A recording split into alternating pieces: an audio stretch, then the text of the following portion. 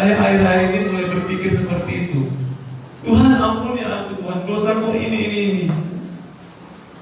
Jadi harus mengampuni kau. Wajib aku mengampunimu. Pernah berpikir seperti itu, saudara? Wah, belajar berpikir seperti itu, saudara. Itu serang loh, saudara. Dan pengakuanmu bukanlah pengampunanmu. Pengakuanmu belum tentu itu pengampunanmu dari Tuhan. Saya katakan ini supaya orang jangan sembarangan minta ampun sama Tuhan, saudara. Amin. Amin, saudara. Waktu kita mengaku dosa, pernahkah saudara berpikir itu seperti sebuah laporan masuk yang ada di hadapan Tuhan? Tuhan, aku berdosa ini. Masuk laporan. Lalu ada pantauan karena ada kecurigaan. Lalu ada tidak lanjut dari Tuhan dari aksi pengakuan kita itu. Oke, kita tidak lanjuti. Pernah nggak saudara mikir akan ditindaklanjuti Tuhan? Itu saya ngaku ini. Ya, kita tidak lanjut. Pernah mikir seperti itu? Biasanya kita berpikir kita minta ampun sama Tuhan, sudahlah selesai sampai di situ.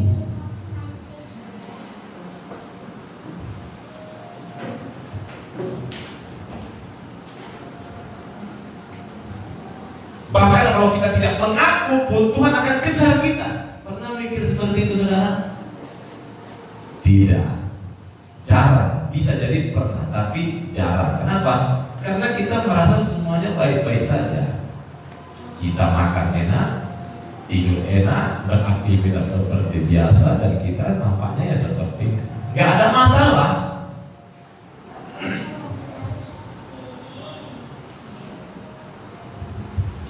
Nah, saudara, pengampunan itu berbicara tentang mengampuni dan diampuni. Mengampuni dan diampuni. Nah, bagaimana caranya supaya kita itu diampuni, saudara? Saudara, ada rasa gentar untuk menghadap. Ada rasa gentar dengan Tuhan waktu kita menghadap. Wah, waktu anak saya itu, saudara, memecahkan piring pertama kali atau kedua kali, ketiga kali, itu mesti gemetar, nangis dia. Wah, apa? Pecah piringnya kegauan. Saya pukul dia? Tidak. Ada belas kasihan. Kenapa? Karena dia sudah gentar. Sudah ada penyesalan apa? Udah ada ketakutan. Dia merasa ini salah, aku gak sengaja, ini salah Papa. Kekesalan dan kemarahan hilang langsung. Sudah, gak apa-apa. Itu belajar. Belajar memiliki rasa gentar dan takut akan Tuhan ketika engkau datang kepada Dia di dalam doa. Amin. Amin. Supaya hidupmu jangan sembarangan lagi, saudara. Bagaimana supaya kau diampuni? Ada penyesalan karena memandang hal itu adalah hal yang jahat. Katakan menyesal. Masihkah kita menyesal hari-hari ini, saudara? Masihkah kita bisa merasa menyesal? Maaf ya, aku minta maaf. Beda dengan maaf ya, aku minta maaf salah kali ya. Beda nggak itu, saudara? Beda.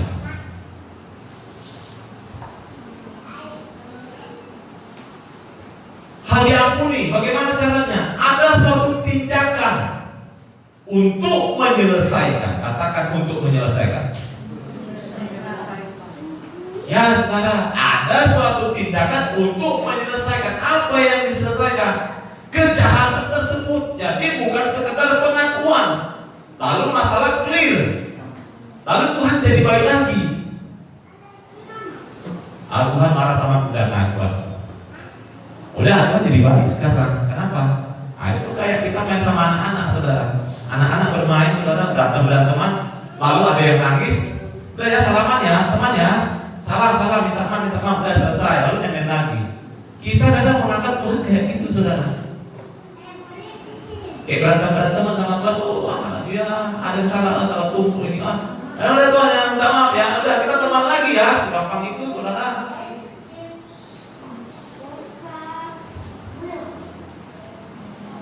Banyak orang meminta ampun kepada Tuhan, tapi tidak mau membereskan kesalahan dan dosa. Jadi Tuhan itu dibuat seperti robot yang ngatur perasaan Tuhan kita. Tuhan sedih, Tuhan bahagia, kita yang atur. Dengan apa? Dengan pola dan konsep pikir kita. Nah saudara, hati-hati loh saudara. Kira-kira saudara, bisakah saudara mengatur emosi pasanganmu saudara? Bapak-bapak, udah tahu istrinya marah, lalu pakai Android, cari aplikasi membuat istri bahagia. Di download, lalu ketik nama ini ya, lalu buat emotikonnya, pilih bahagia. Oh, katanya aku datang ke rumah, istriku pasti senyum. Lalu saya datang ke rumah, masih ada di kemarahan ini 2 hari yang lalu, belum selesai, tapi sudah saya setel emotikon bahagia. Mama, aku datang minta maaf ya, yang kemarin itu lupa. Langsung dia bahagia. Apakah seperti itu saudara? Bisa kita setel pasangan kita? Pasangan kita aja tidak bisa kita setel emosinya, apalagi Tuhan saudara. Jadi pengakuan kita belum tentu pengampunan kita.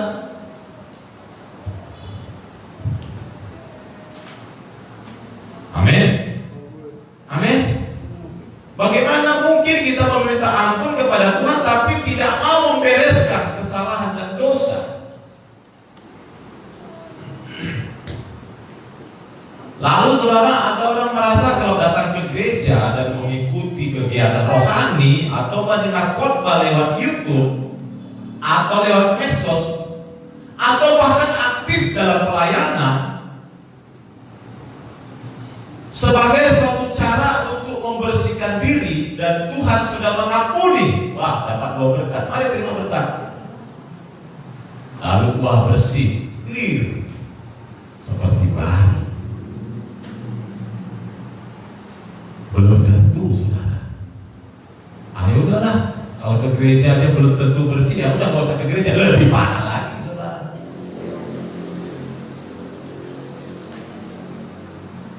Manusia sering terselip keegoisan untuk meminta suatu pengampunan. Minta ampun, tapi kita juga masih menyelipkan kebencian kepada orang yang menyakiti hati kita. Bahkan kadang-kadang ada suatu harapan kecil, dihukum Tuhan lah itu musuh kita, benci sama kita. Wah, kalau sudah kena dia lalu kita itulah, gak kita ucap di hati karma. Hati-hati saudara ya. Belum tentu Tuhan berpihak sama kita. Hati-hati ngomong karma. Ketika kita ngomong karma, itu juga sedang berbicara tentang diri kita.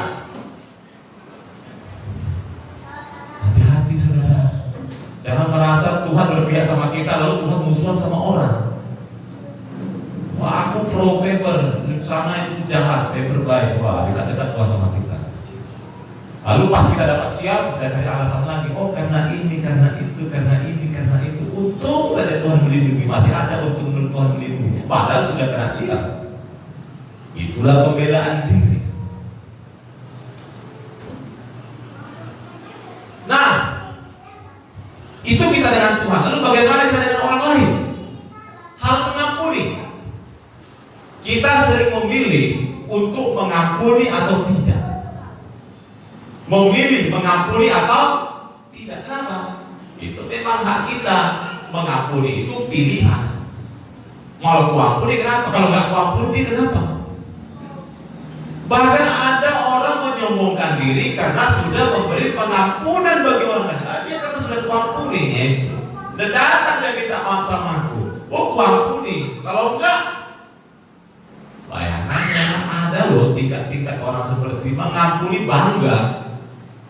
Bahkan bangganya itu sudah lain bangganya, sudah cenderung ada kesombongan. Coba cek hatimu saudara.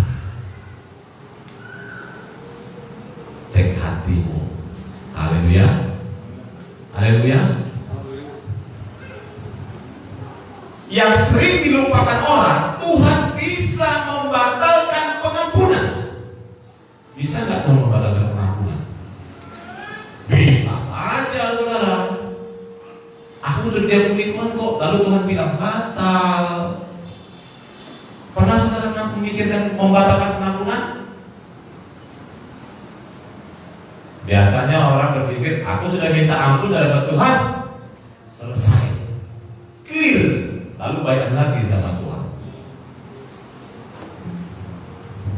Saya mau katakan kepada saudara, Tuhan bisa membatalkan pengampunan. Ya, kaget gak saudara? Wah, saudara perlu kaget. Mari kita buka Matius 18 ayat 23 sampai 35. Kita baca berganti-gantian. Ya, kita baca berganti-gantian. Saya mulai dari ayat 23. Sudah ada di depan juga ya. Sebab hal kerajaan surga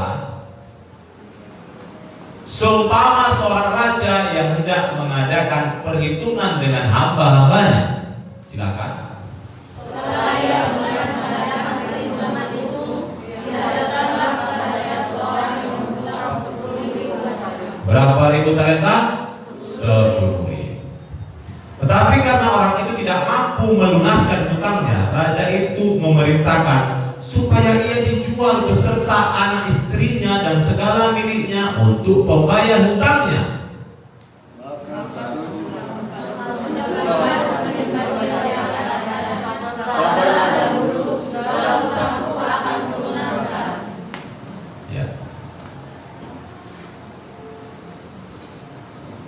Lalu tergeraklah hati raja itu oleh belas kasihan akan hamba itu, sehingga ia membebaskannya dan menghapuskan hutangnya.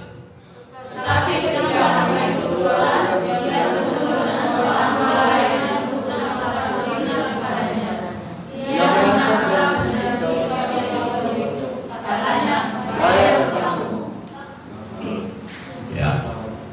Tetapi ia menolak dan menyerahkan kawannya itu ke dalam penjara sampai dilunaskannya hutangnya.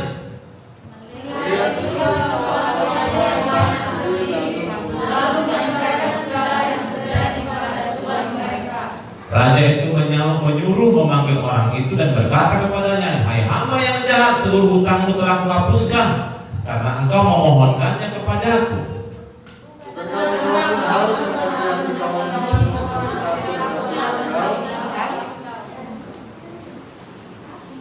Maka marahlah tuannya itu dan menyerahkannya kepada algojo sampai ia melunaskan seluruh hutangnya.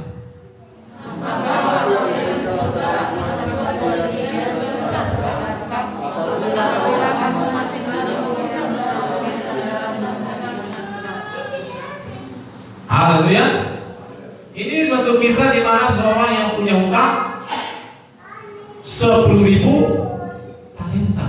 Ini gambaran Tuhan dengan umatnya, lalu umatnya dengan sesamanya. Hal pengampunan, diampuni dan mengampuni. Ada suatu tindakan perhitungan dari Tuhan, ada tindakan perhitungan dari pihak kita. Jadi saudara, waktu saudara minta ampun sama Tuhan, perhatikan ya, ada perhitungan dari Tuhan, ada juga perhitungan dari kita.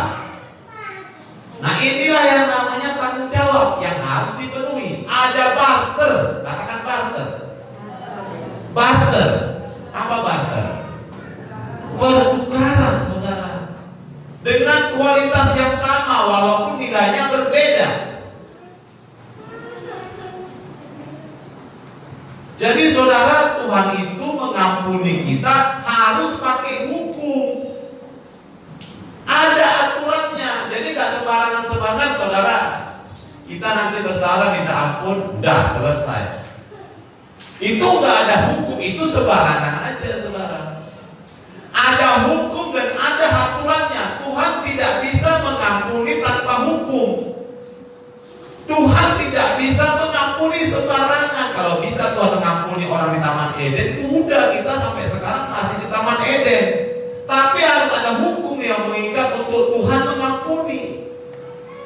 Tuhan tidak ampuni sembarangan loh saudara. Hati-hati saudara.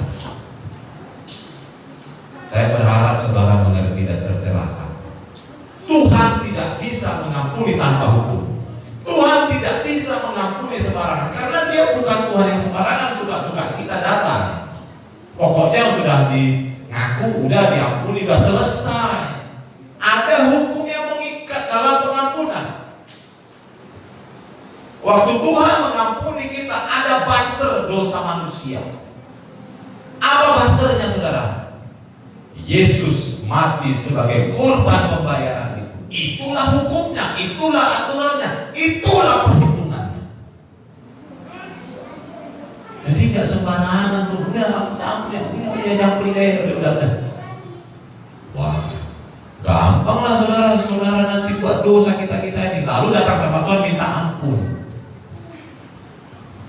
Ada hukum loh. Waktu saudara minta ampun, waktu saya minta ampun sama Tuhan, apa barternya? Apa barternya sehingga saya layak untuk diampuni? Ayo coba mikir saudara, waktu saudara minta ampun sama Tuhan, coba pikirkan. Pikirkan seandainya Tuhan berbicara kepada saudara, oke, kau datang minta ampun sama aku. Apa barternya sehingga kau layak diampuni? Apa barternya? Cuma ampun-ampun aja? Hati-hati ya. Barternya adalah hidupmu harus seperti Kristus. Itulah barternya saudara. Selesaikan masalahnya, dosanya secara bertahap seperti Zakeus. Tahu cerita Zakeus? Minta ampunnya sama Tuhan, lalu dia bilang apa? Tuhan, ada yang kurugikan, ku ganti setengah hartaku pun kuhabiskan, ku ganti 4 kali lipat.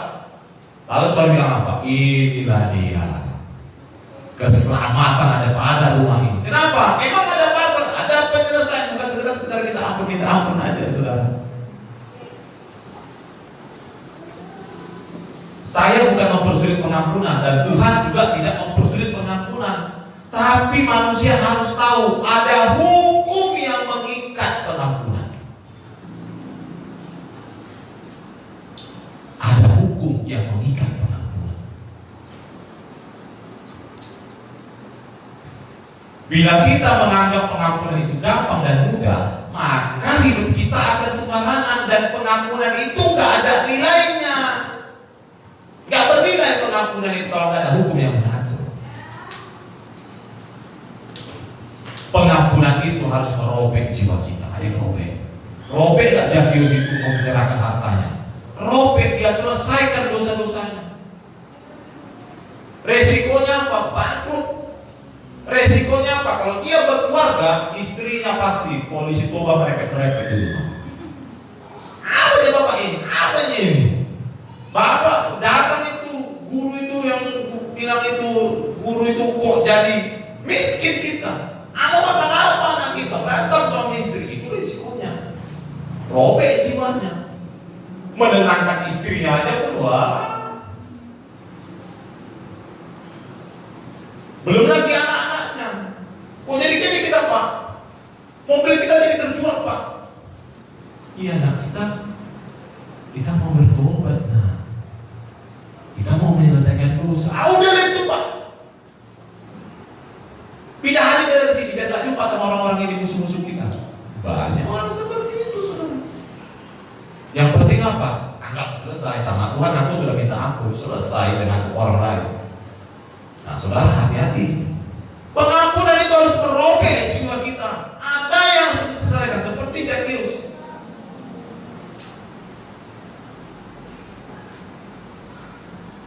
Orang yang mengampuni dan orang yang diampuni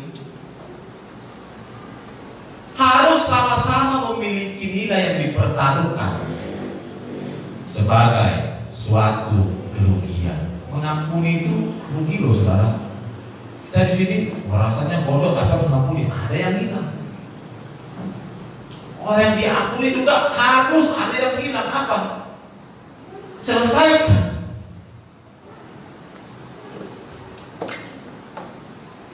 Nah, saudara, kita lihat dari pihak Bapa di surga. Apa kerugian Bapa di surga mengampuni manusia? Kerugiannya, anak kesayangannya Yesus Kristus turun dari surga memakai tubuh manusia. Dan waktu dia pakai tubuh manusia, ada potensi jatuh ke dalam dosa. Kenapa? Ini tubuh daging, ini tubuh dosa, ini tubuh terkutuk. Karena dia datang sebagai manusia, bukan sebagai Tuhan. Cuma dia berjuang untuk tidak jatuh dalam dosa. Itu sama seperti saudara, seandainya lah negara ini ada wajib militer, serahkan anakmu untuk ikut wajib militer. Harus mau. Resikonya apa, saudara? Resiko baiknya anakmu bisa jadi jenderal. Resiko buruknya apa? Anakmu mati, minimal cacat, gak berguna lagi dia. Hidup tak berguna, kenapa? Udah cacat. Entah peang kepalanya kena peluru, entah habislah giginya, entah hilanglah kakinya dua, atau hilang kena bom dia, tinggal kakinya pun gak ada, tangannya gak ada, tinggal kepalanya sama badan. Itu resiko. Bapak itu nyuruh memerintahkan memberikan tugas kepada Yesus, itu resiko. Itulah resiko Bapa mengampuni kita umatnya. Amin. Amin. Seandainya saudara seperti negara-negara lain, kita wajib turun ke medan perang, wajib militer. Wah, itu resiko. Resikonya saudara bisa jadi pahlawan. Tapi resiko buruknya ada, saudara, anumerta. Apa? RIP, rest in peace. Atau kayak di kuburan orang Batak, banyak namanya sama. Si Edison. Edison, mana dia, saudara? Nah, saudara, Yesus itu mati secara hina, walaupun dia anak Elohim yang sangat terhormat. Dia mati secara hina, tinggal di surga, turun ke bumi, mati secara hina. Hanya untuk apa? Barter dosa-dosa kita. Nah, kita lihat kisah tadi. Ada seseorang yang berhutang 10.000 talenta.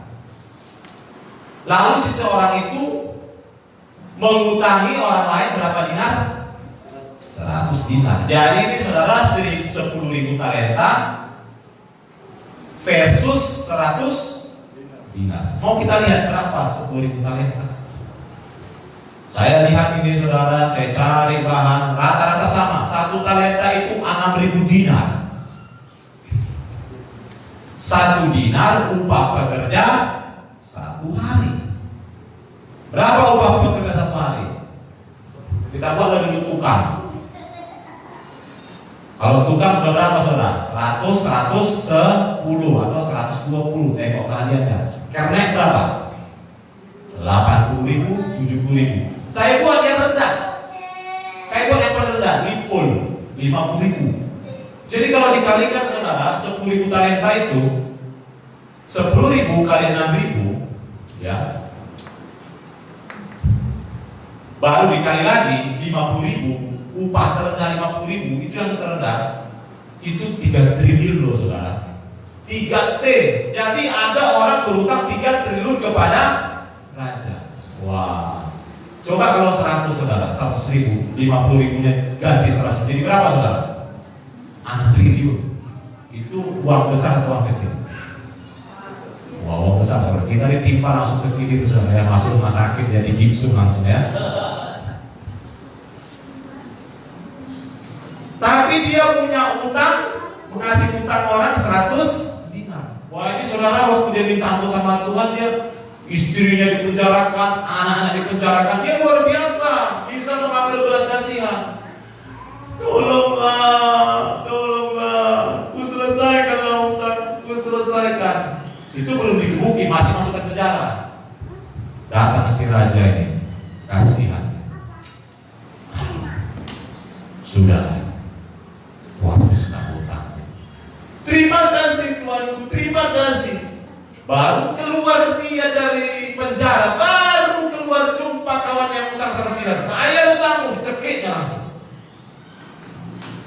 Ketahuan.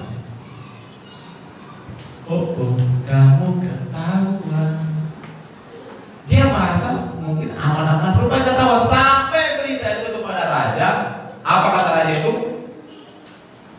Batal hutangmu itu dihapuskan. Batal pengampunan, masukkan di penjara. Lalu digebukin sama apa katanya saudara? Algojo. Nggak ada lagi pengampunan. Batal pengampunan itu. Kau bayar itu 3 triliun itu, kira-kira begitu ya, kira-kira. Sampai lunas. Datang lunas saudara. 10.000 talenta.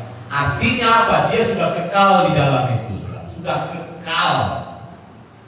Batal pengampunan itu, saudara. Kita lihat sepenggal doa Bapa kami. Ada kata-kata dalam doa Bapa kami. Bapa, ampunilah kami akan kesalahan kami, seperti kami juga mengampuni orang yang bersalah kepada kami. Ya, kita berharap kita diampuni dan kita merasa kita sudah diampuni waktu kita berdoa sama Tuhan. Tapi saya katakan, Tuhan bisa membatalkan pengampunan bila kita ingkar dengan pertukaran itu. Kita ingkar janji dengan barter tadi, saudara. Hati-hati, saudara. Kalau kita ingkar janji kita, wah, hati-hati. Banyak orang ingin dapat 10.000 talenta. Siapa nggak mau 10.000 talenta, saudara? Siapa yang mau 10.000 talenta? Saya mau 10.000 talenta, 3 triliun, saudara.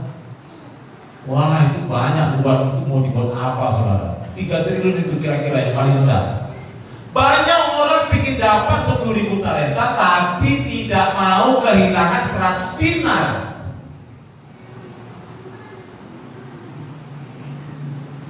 Maunya dapat aja, jangan ada yang keluar. Maunya untung aja, jangan ada kerugian.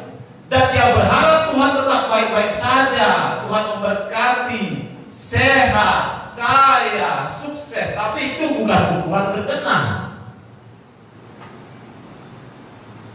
Hati kita yang terdalam, saudara, Tuhan akan cek semua. Akan kita bertanggungjawabkan nanti di hadapan Tuhan waktu kita dipanggil Tuhan. Jadi jangan kepedean, saudara, buat pesan nanti mau meninggal.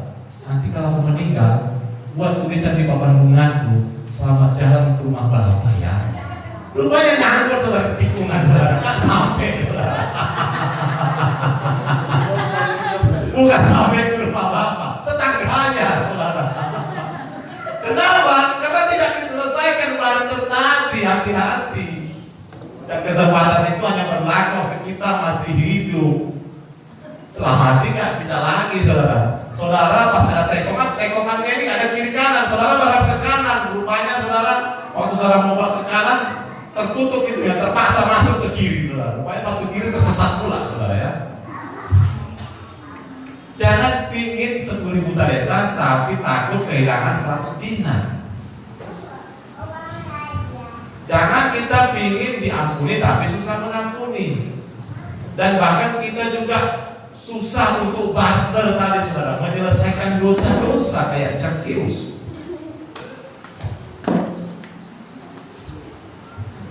Tuhan bisa membatalkan pengampunan bila kita ingkar dengan pertukaran itu. Ingat loh, saudara, sepenggal doa Bapak kami tadi. Jadi saya, saudara, menggambarkan pengampunan itu seperti sebuah cermin. Ada kualitas dan gerakan yang sama, seperti kita kepada orang lain dan Tuhan kepada kita. Itu adalah hukum. Itulah hukumnya, saudara. Jadi gak sembarangan. Anda ini ada cermin yang besar. Ya, saudara bayangkan saudara di depan cermin. Waktu saudara angkat tangan saudara sebelah kanan, yang di cermin itu ngangkat tangan enggak? Ngangkat, gerakannya sama. Saudara buat begini sama, saudara goyang kepala begini sama, bergerak juga yang di cermin. Seperti itulah gambaran pengampunan. Gerakannya sama. Bapak, ampunilah kami seperti kami juga mengampuni orang yang bersalah kepada kami. Kita bergerak, yang sana juga bergerak. Bayangannya itu adalah hukum. Jadi Tuhan tidak sembarangan mengampuni, dan Tuhan juga tidak sembarangan membatalkan pengampunan. Kalau begitu gampang mengampuni, kita masih di Taman Eden, saudara. Waktu si orang tadi utang 10.000 talenta diampuni, tapi pengampunan itu batal. Kenapa? Barternya nggak ada, dia cuma mau diampuni, cuma ingin dapat 3 triliun tadi, 10.000 dinar tadi, tapi kehilangan 100 dinar nggak mau. Jadi saudara, saya katakan Tuhan itu harus seperti hukum. Kenapa? Dia membuat hukum dan dia yang mengerjakan hukum itu, makanya dia layak sebagai Tuhan yang dipercaya. Dia buat hukum, dia yang mengerjakan. Tuhan itu seperti hukum. Jadi semuanya ada norma-normanya, ada hukumnya. Pengampunan itu seperti itu. Itulah hukum yang membuat tertib. Hukum yang menertibkan. Hukum membuat segala sesuatu menjadi tertib. Dan manusia itu menjadi berharga karena ada hukum. Kita ini berharga karena ada hukum, saudara, di hadapan Tuhan. Kalau nggak ada hukum, kita nggak berharga. Kita cuma lumpuh-lumpuh aja, disemprot, saudara, mati. Seandainya bumi ini tanpa hukum, kacau nggak? Kacau. Coba seandainya dikeluarkan hukum pemerintah Indonesia, setiap orang boleh memakai pistol sebagai pertahanan diri. Setiap orang boleh memakai pistol sebagai pertahanan diri. Anak-anak pun boleh, saudara, pakai pistol. Hak asasi manusia. Ngeri nggak? Nanti saya suruh Seren cuci piring, langsung apa bilang ya? Luar biasa, saudara.